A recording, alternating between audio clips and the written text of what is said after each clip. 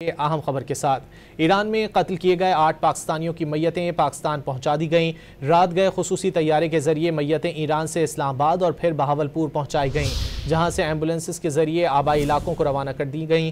12 अप्रैल को ईरान के सरहदी सूबे सीस्तान के इलाके महरिस्तान में मुसल्लह अफराद ने वर्कशॉप में पाकिस्तानी शहरियों को कत्ल कर दिया था।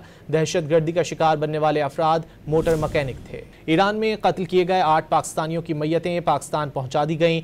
रात गए खुसूसी तैयारे के जरिए मैयतें ईरान से इस्लामाबाद और फिर बहावलपुर पहुंचाई गईं, जहां से एम्बुलेंसेस के जरिए आबाई इलाकों को रवाना कर दी गईं।